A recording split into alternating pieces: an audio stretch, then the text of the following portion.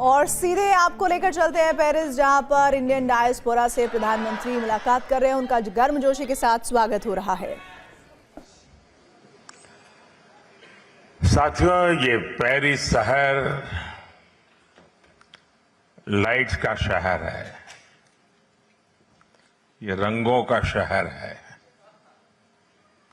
यहां आर्ट है, आइडियाज हैं और इनोवेशन की प्रेरणा भी है। इस शहर को भारत के अलग अलग राज्यों से आए आप सभी लोग और भी खूबसूरत बनाते हैं, नए नए रंगों से भर देते हैं। कोई तमिल है, कोई पंजाबी है, कोई गुजराती है, तो कोई मराठी है और कोई बंगाली है। भारत के हर कोने का प्रतिनिधित्व यहां दिखाई देता है। साथियों, मैं जब 14 जून को नीस पहुंचा था तो सबसे पहले भारत इनोवेट्स इस कार्यक्रम में शामिल हुआ था। आज जब मैं फ्रांस से वापसी की तैयारी में हूं तो लग रहा है जैसे भारत कनेक्ट्स कार्यक्रम में आ गया हूं।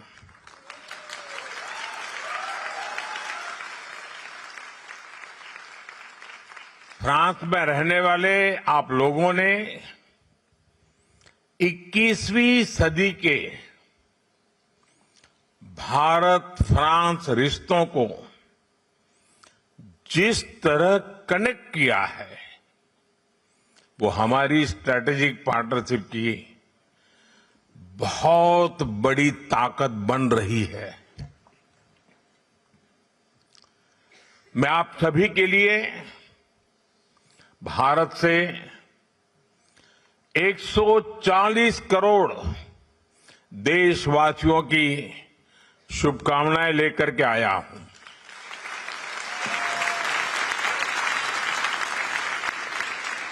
इस आत्मीय स्वागत के लिए मैं आप सभी का हृदय से आभार व्यक्त करता हूं।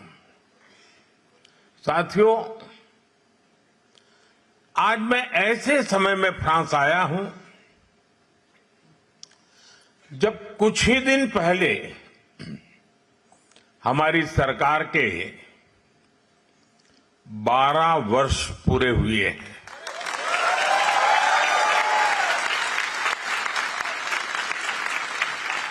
चुने हुए प्रधानमंत्री के रूप में निरंतर 12 साल तक देश की सेवा करना मेरे जीवन का बहुत बड़ा सौभाग्य रहा है। यह भारत के लोकतंत्र की शक्ति है, जिसने एक चाय वाले को यहां तक पहुंचा दिया।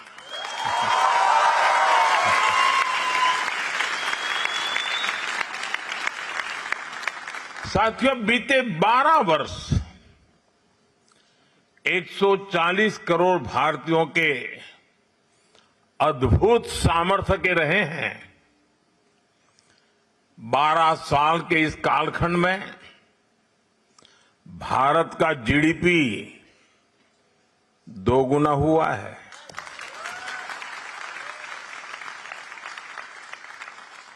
एयरपोर्ट की संख्या दोगुनी हुई है। यूनिवर्सिटीज की संख्या भी दोगुनी हो गई है। हाईवे कंस्ट्रक्शन की स्पीड 3 गुना बढ़ गई है। और मेट्रो नेटवर्क 4 गुना बड़ा हो गया है। मैं आपको कुछ और फैक्ट दूंगा, इससे आप अंदाजा लगा पाएंगे कि भारत किस स्पीड और कितने बड़े स्केल पर काम कर रहा है। पिछले 12 वर्षों में भारत का एक्सपोर्ट 35 गुना यानी 35 टाइम्स बढ़ गया है। और एक फैक्ट सुनिए, भारत में मोबाइल मैन्युफैक्चरिंग यूनिट्स में 100 गुना की बढ़ोतरी हुई है, 100 टाइम। भारत अब दुनिया का दूसरा सबसे बड़ा मोबाइल फोन मैन्युफैक्चरर है। इसी गति, इसी प्रगति का नतीजा है कि आज भारत दुनिया की फास्टेस्ट ग्रोइंग मेजर इकोनॉमी है। साथियों, आज भारत की कहानी सिर्फ इकोनॉमिक प्रोग्रेस की कहानी नहीं है, सिर्फ यहां अटक नहीं जाती है। ये सोशल ट्रांसफॉर्मेशन की भी कहानी है। पिछले 12 साल में देश में 25 करोड़ लोग, यह आंकड़ा सुनकर के आप भी हैरान हो जाएंगे, 25 करोड़ लोग गरीबी से बाहर निकले हैं।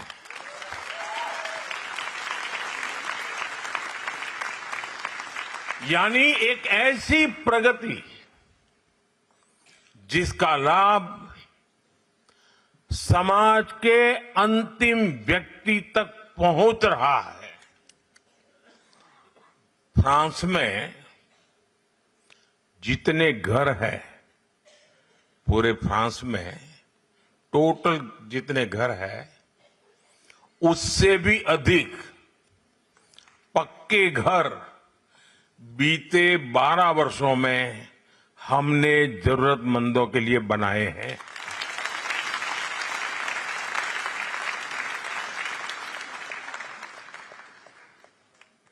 अब हर परिवार के पास, गरीब से गरीब क्यों न हो, बैंक अकाउंट है।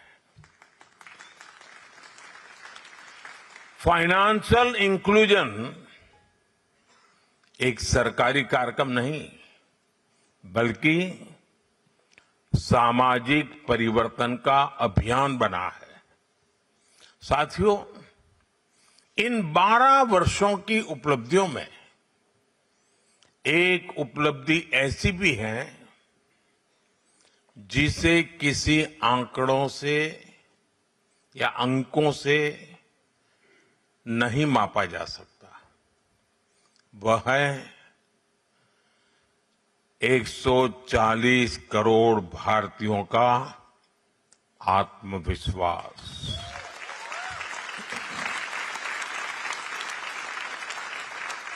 आज का भारत और आज के भारत का युवा बहुत बड़े सपने देख रहा है। भारत का किसान नई संभावनाओं के साथ आगे बढ़ रहा है। भारत की महिलाएं नए नेतृत्व का परिचय दे रही हैं। इसलिए ये सिर्फ अचीवमेंट्स के 12 साल नहीं है, ये भारत की एस्पिरेशंस को नई बुलंदी देने का कालखंड रहा है। साथियों, एक समय था जब दूर दराज के गांवों तक आधुनिक सुविधाएं पहुंचाना वाकई बहुत मुश्किल भरा था, आज उन्हीं गांवों में बिजली भी है, इंटरनेट भी है और डिजिटल सेवाओं की पूरी दुनिया भी है। आज एक क्लिक पर कभी भी कहीं भी बैंकिंग सेवाएं उपलब्ध है। आज मोबाइल फोन भारत के नागरिकों को अनेक सुविधाओं से कनेक्ट कर रहा है।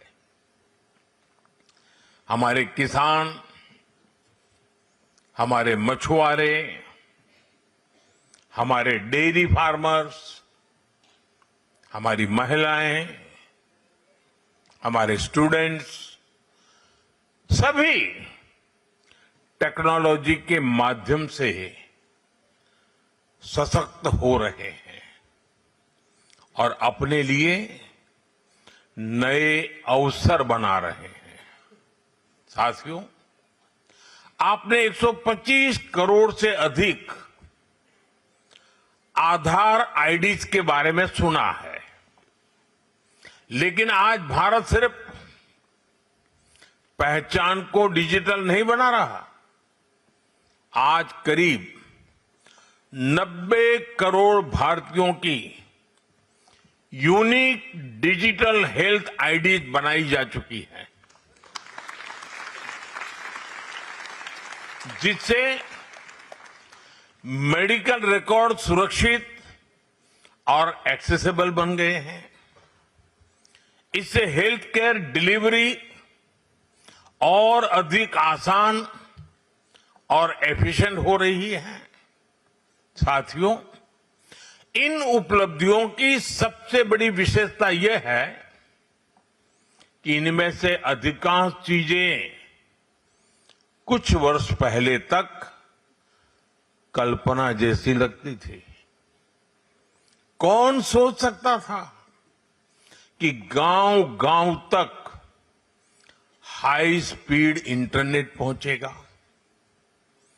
कौन सोच सकता था कि दूर सुदूर के गांव में भी क्यूआर कोड जीवन का हिस्सा बन जाएगा?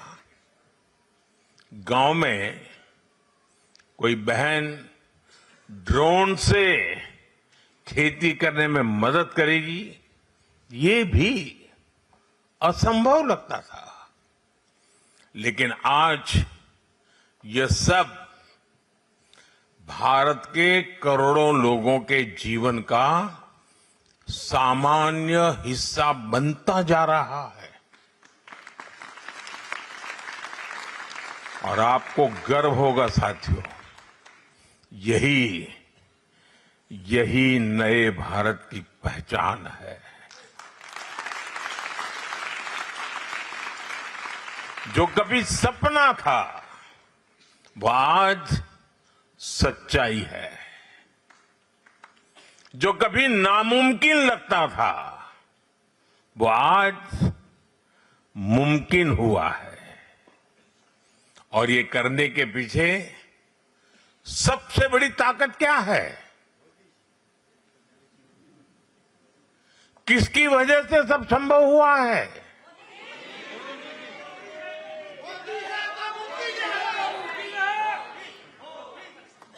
ये मोदी के कारण नहीं, वो ताकत है भारत का लोकतंत्र, भारत की डेमोक्रेसी। इस डेमोक्रेसी में सबका साथ है, सबका विकास है। साथियों, आज से 50 या 100 साल बाद जब भारत के इस कालखंड की समीक्षा होगी तो ये बात उभर कर सामने आएगी।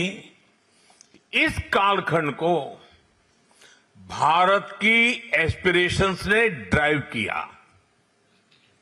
ये भारत के एस्पिरेशंस का नया युग है।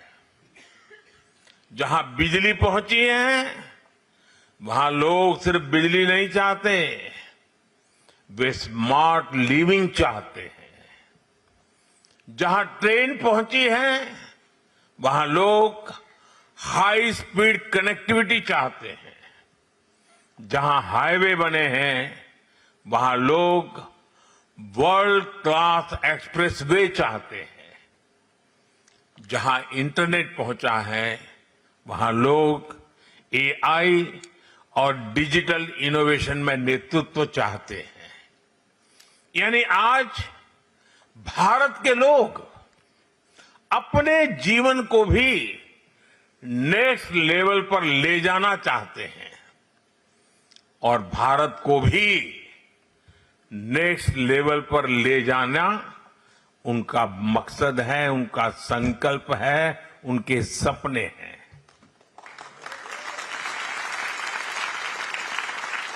और साथियों, यही एस्पिरेशंस आज भारत की विकास यात्रा की सबसे बड़ी शक्ति है। मैं आपको भारत की स्पेस जर्नी का उदाहरण दूंगा। भारत ने चंद्रयान को चंद्रमा के साउथ पोल पर उतारा। दुनिया ने इसे एक बहुत बड़ी उपलब्धि माना, लेकिन भारत इसे अपनी मंजिल मानकर रुका नहीं। बहुत हो गया मोदी जी, अब चलेगा नहीं। आज देश गगनयान की तैयारी कर रहा है।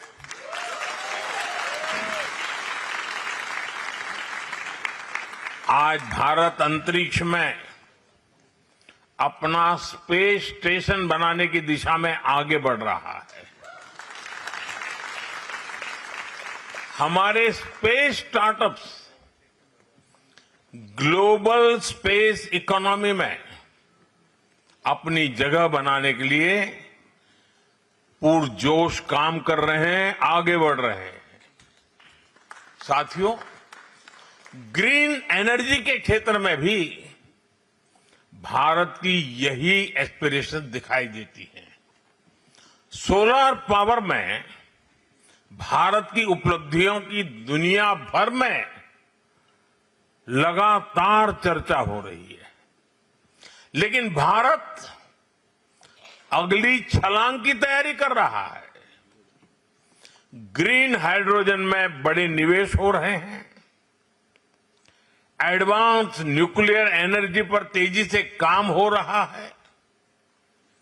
आपने भारत के फास्ट ब्रीडर न्यूक्लियर रिएक्टर से जुड़ी प्रोग्रेस के बारे में भी जरूर सुना होगा। ये भारत के न्यूक्लियर एनर्जी लैंडस्केप में क्रांतिकारी परिवर्तन करने का ये बहुत बड़ा अचीवमेंट हमारे साइंटिस्टों ने किया है। साथियों, आज का भारत भविष्य का पूरा इकोसिस्टम बना रहा है। भारत एक साथ हर उस क्षेत्र में निवेश कर रहा है जो आने वाले दशकों की दिशा तय करेगा। अभी आपने कुछ दिन पहले ही देखा है, नीस में भारत इनोवेट्स का एक आयोजन किया। ये इवेंट भारत के डीप टेक सामर्थ्य को दुनिया तक पहुंचाने का एक और माध्यम था। इसमें भारत के 120 डीप टेक स्टार्टअप्स उपस्थित थे। भारत इनोवेट्स में करीब 1400 B2B मीटिंग हुई है। कई स्टार्टअप्स के लिए इन्वेस्टमेंट कमिटमेंट्स आगे बढ़ी, कॉमर्शियल ऑर्डर्स के लिए रास्ते खुले,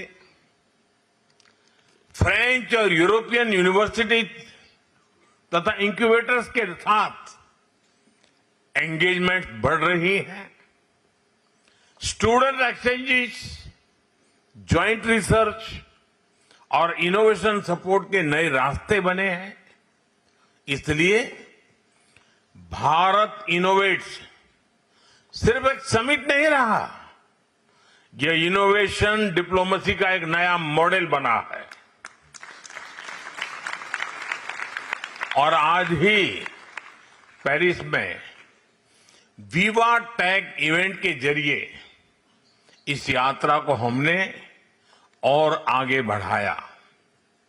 नीस में हमने आइडियाज को कैपिटल से जोड़ा और पेरिस में इंडियन इनोवेशन को ग्लोबल स्केल से जोड़ा। आज दुनिया देख रही है भारत केवल भविष्य के लिए तैयार नहीं हो रहा है, भारत भविष्य को, और ये मैं बहुत जिम्मेवारी के साथ कह रहा हूं, भारत भविष्य को आकार दे रहा है। साथियों, एक समय था जब देशों के बीच रिश्ते केवल व्यापार से तय होते थे। आज व्यापार के साथ साथ ट्रस्ट यानी भरोसा भी उतना ही महत्वपूर्ण हो गया है। हर देश रिलायबल सप्लाई चेन चाहता है, हर देश स्टेबल पार्टनरशिप चाहता है, हर देश ऐसे साथियों की तलाश में है जिन पर लंबे समय तक भरोसा किया जा सके। और ऐसे समय में भारत विश्व में एक ट्रस्टेड पार्टनर के रूप में उभर रहा है।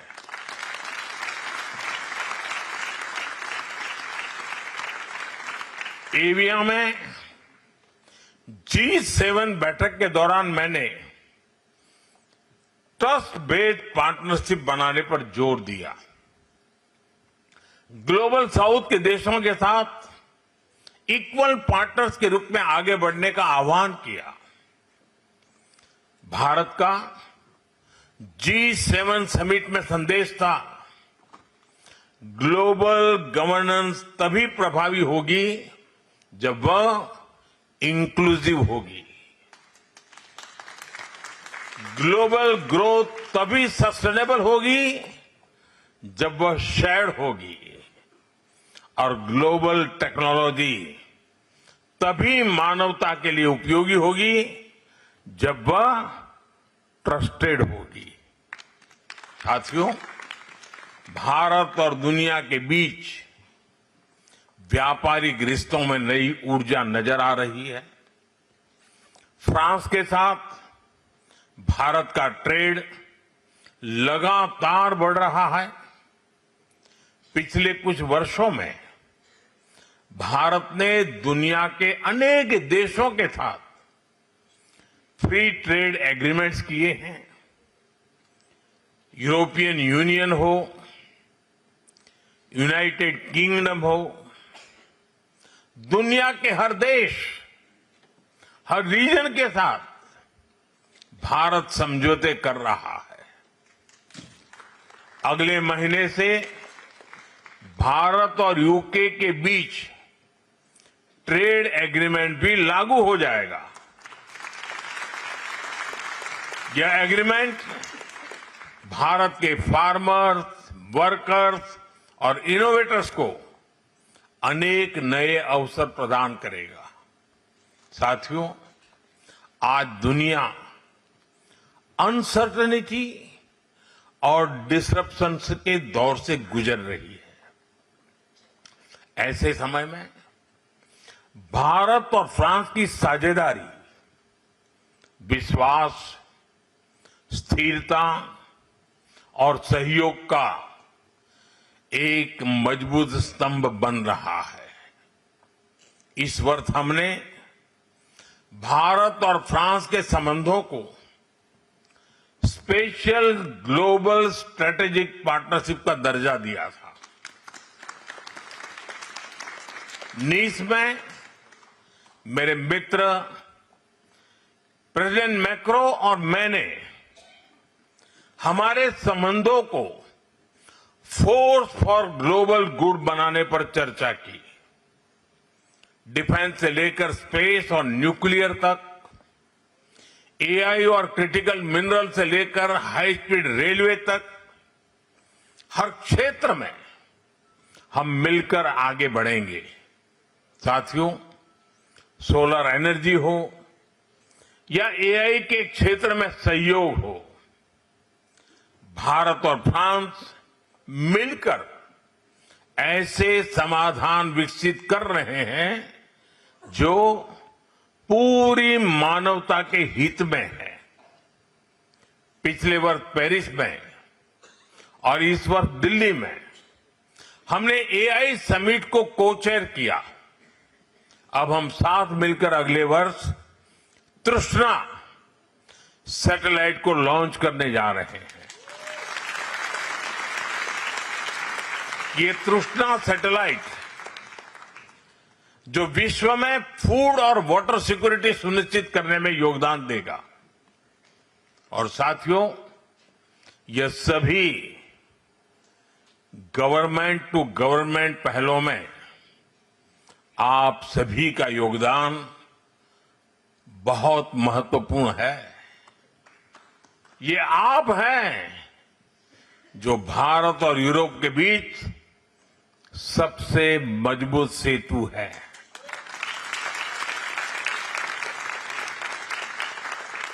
आप दोनों समाजों को समझते हैं, दोनों बाजारों को समझते हैं। आने वाले समय में टैलेंट, ट्रेड, टेक्नोलॉजी, टूरिज्म और इन्वेस्टमेंट के नए अवसरों को आगे बढ़ाने में आप सबकी भूमिका लगातार बढ़ने वाली है। साथियों, भारत और फ्रांस के रिश्तों को साझा इतिहास, साझा मूल्यों और साझा विश्वास ने आगे बढ़ाया है। विश्व युद्धों के दौरान फ्रांस की धरती पर बलिदान देने वाले भारतीय सैनिकों की स्मृतियां आज भी हमें जोड़ती हैं। मुझे पहले नव शापेल में श्रद्धांजलि देने का अवसर मिला। पिछले वर्ष प्रेसिडेंट मैक्रो के साथ मार्सेई के वॉर मेमोरियल जाने का अवसर भी मिला। ये हमारी साझी विरासत है। फ्रांस भारतीयों के योगदान को संजोता भी है और सराहता भी है। भारतीय मूल की नूर इनायत खान हो, जिन्होंने फ्रांस की रेजिस्टेंस के लिए अपना जीवन बलिदान दिया, या महाराजा रणजीत सिंह के साथ काम करने वाले जनरल जां फ्रांसवा अलार हों, ये सभी भारत और फ्रांस की साझा विरासत के प्रतीक हैं। भारत के राज्य पुडुचेरी में भी फ्रेंच विरासत की झलक दिखाई देती है। वहां का आर्किटेक्चर, वहां की कला संस्कृति और खान पान, सभी में हमारे संबंधों की महक है। साथियों, इस समय फ्रांस समेत पूरी दुनिया में इंटरनेशनल योगा डे की तैयारियां भी चल रही है। इस अवसर पर मैं फ्रांस में योग को आगे बढ़ाने वाले श्रीमान महेश गात्राडयाल जी को भी आदरपूर्वक श्रद्धांजलि देता हूं। मैं पद्म पुरस्कार से सम्मानित शार्लोट शोपा जी को भी प्रणाम करता हूं, जिन्होंने 100 वर्ष की आयु में भी योग के माध्यम से फ्रांस को भारत की विरासत से जोड़ा है। उनका जीवन ये सिद्ध करता है, yoga does not add years to life, it adds life to years। साथियों, मैं फ्रेड नेग्री जी को भी आज आदरपूर्वक श्रद्धापूर्वक याद करता हूं। भारतीय विरासत को संरक्षित करने में उनका योगदान अतुलनीय रहा है। साथियों, भारत और फ्रांस को कनेक्ट करने वाली एक और चीज है और वो है फुटबॉल। इस वक्त यहां फुटबॉल फीवर पूरे जोर पर है। फ्रांस में इसकी दीवानगी चप्पे चप्पे पर दिखती है, लेकिन भारत में भी फुटबॉल का क्रेज सिर चढ़ करके बोलता है। खास तौर पर फ्रांस की टीम के फैंस भारत में बहुत अधिक है। फ्रांस ने इस वर्ल्ड कप की शुरुआत एक जोरदार जीत से शुरू की है। मैं फ्रांस की टीम को बहुत बहुत शुभकामनाएं देता हूं। साथियों, जाने से पहले आप सभी के लिए कुछ और अच्छी खबरें भी मैं लेकर के आया हूं, वो आपके लिए हैं।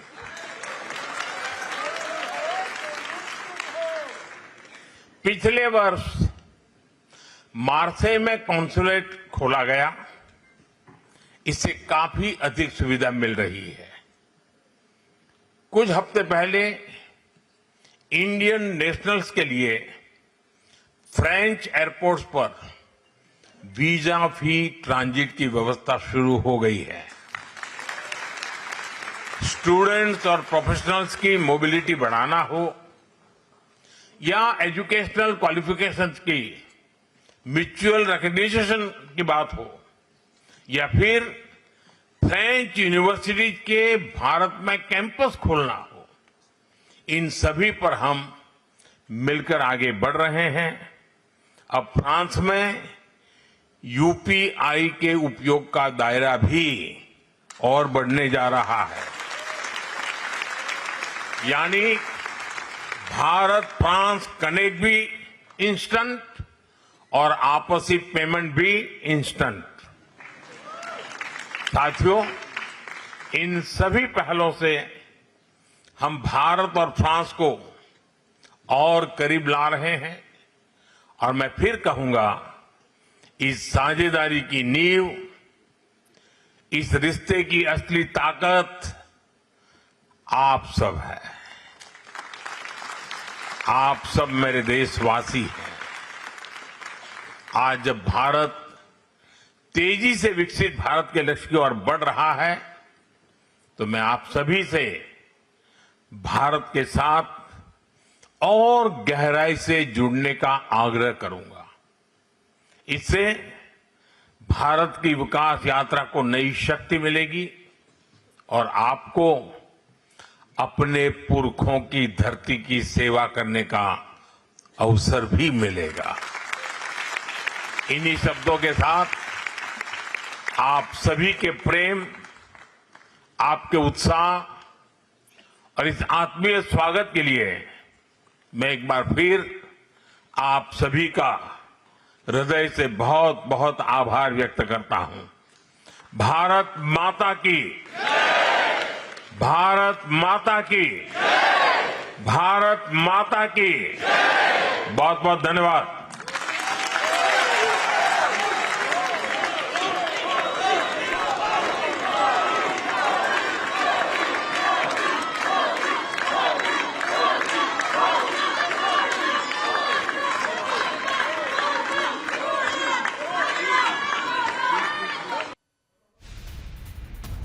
तो फ्रांस में यूपीआई का इस्तेमाल भी तेजी से बढ़ रहा है। प्रधानमंत्री ने फुटबॉल का जिक्र किया, शुभकामनाएं दी टीम्स को और साथ ही साथ इंडियन डायस्पोरा को ये बताया कि किस तरह से वो भारत की ताकत है। प्रधानमंत्री मोदी ने फ्रांस की राजधानी पेरिस में भारतीय प्रवासियों को संबोधित किया और 12 साल की भारतीय जनता पार्टी सरकार की उपलब्धियां गिनवाई। फ्रांस में बसे भारतीयों ने दोनों देशों के रिश्तों को मजबूत बनाया, इस बात का जिक्र उन्होंने अपने संबोधन में किया। और प्रधानमंत्री मोदी ने कहा कि वो देश के 140 करोड़ लोगों की शुभकामनाएं यहां पर मौजूद भारतीयों के लिए लेकर आए हैं। तो और इसके बाद जैसे ही संबोधन खत्म हुआ, प्रधानमंत्री के सम्मान में सभी लोग खड़े हो गए और प्रधानमंत्री ने हाथ जोड़कर सबका अभिवादन स्वीकार किया। फ्रांस की फुटबॉल टीम के भारत में बहुत फैन है, इस बात का भी उन्होंने अपने संबोधन में जिक्र किया। भारत के लोकतंत्र की शक्ति है जिसने एक चाय वाले को यहां तक पहुंचा दिया।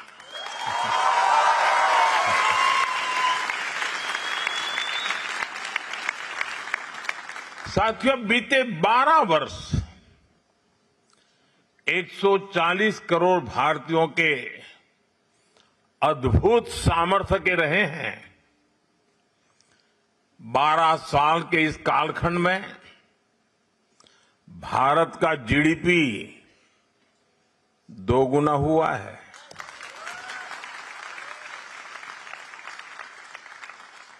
एयरपोर्ट की संख्या दोगुनी हुई है। यूनिवर्सिटीज की संख्या भी दोगुनी हो गई है। हाईवे कंस्ट्रक्शन की स्पीड 3 गुना बढ़ गई है और मेट्रो नेटवर्क 4 गुना बड़ा हो गया है। पिछले 12 वर्षों में भारत का एक्सपोर्ट 35 गुना यानी 35 टाइम्स बढ़ गया है। और एक फैक्ट सुनिए, भारत में मोबाइल मैन्युफैक्चरिंग यूनिट्स में 100 गुना की बढ़ोतरी हुई है, 100 टाइम। भारत अब दुनिया का दूसरा सबसे बड़ा मोबाइल फोन मैन्युफैक्चरर है।